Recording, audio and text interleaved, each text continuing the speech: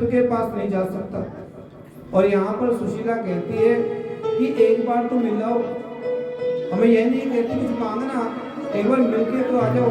कहने लगे कि नहीं, मैं मिलने नहीं जाऊंगा, क्योंकि मित्र यह समझेगा कि शायद इसे कुछ चाहिए, इसलिए यह मेरे पास आया है। धीरज नहीं तो यौवन व्यर्था, मान नहीं तो जीवन व्यर्था, मांग लिया तो धन वृथा, संतोष नहीं तो त्रिभुवन वृथा।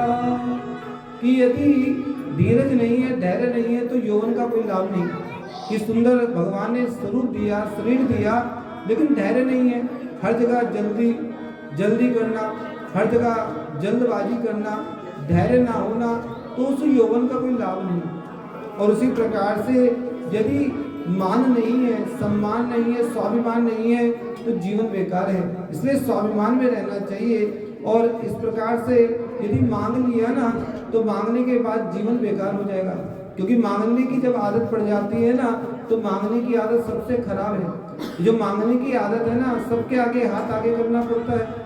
इसलिए कहा कि मांग लिया ना तो जीवन मिलता है, और संतोष नहीं है तो त्रिभुवन झूठा है। इसलिए कई बार संतोष करना होता है, संतुष्ट रहना होता है। इसलिए मुझे कुछ नहीं चाहिए, मुझे तो कृष्ण की भक्ति मैं कर रहा हूँ, मुझे कुछ नहीं चाहिए। और यहाँ पर सुशीला कहती है कि आप सत्य कहते हैं कि मांगना नहीं चाहिए, लेकिन गृहस्थ जीवन बड़ा कठिन है। गृहस्थ जीवन बिना धन के नहीं चलता। धनुष बाण बिना महारथी कैसा, त्यागवान बिना वानप्रस्थी कैसा, तपवान बिना सन्यासी कैसा, धन मान बिना गृहस्थी कैसा। यदि कोई कहे कि मैं धनुर्धारी हूँ, मैंने बड़े बड़े योद्धाओं को मारा है, तो कहा कि तुम्हारे पास धनुष तो है नहीं। धनुष होगा तभी तो कहेंगे कि ये धनुर्धारी है, महारथी है। और यदि कोई कहे कि मैं तो जो है बहुत बड़ा अधिकारी हूँ, मैं पुलिस में हूँ, लेकिन पुलिस की कोई वर्दी ना पहने तो कौन उससे भयभीत होगा। उसी प्रकार से कहा, यदि कोई कहे कि मैं महारथी हूँ, लेकिन उसके पास धनुष ना हो तो उसका क्या लाभ। और कोई कहे कि मैं वानप्रस्थी हूँ, मैंने वानप्रस्थ जीवन को जीता हूँ, तो लेकिन उसके जीवन में त्याग ना हो तो उसे वानप्रस्थी कौन कहेगा। और जिसने तप नहीं किया, शरीर तो खूब मोटा है, कहे कि मैं सन्यासी हूँ, तो उसका क्या लाभ है। क्योंकि सन्यासी कौन है? जो अपने शरीर को बिल्कुल सुखा देता है, जो वायु पी के रह जाता है, जो सुंदर अपने स्वरूप को, देह को बनाकर रखता है, तो वो सन्यासी कैसा है? सन्यासी तो वो होते हैं जो हाड़ मांस के पुतले हो जाते हैं, लेकिन संन्यास्त जीवन को धारण करते हैं। मिल गया तो ठीक, ना मिला तो ठीक। सन्यासी कहना सरल है, सन्यासी हो जाना कठिन है।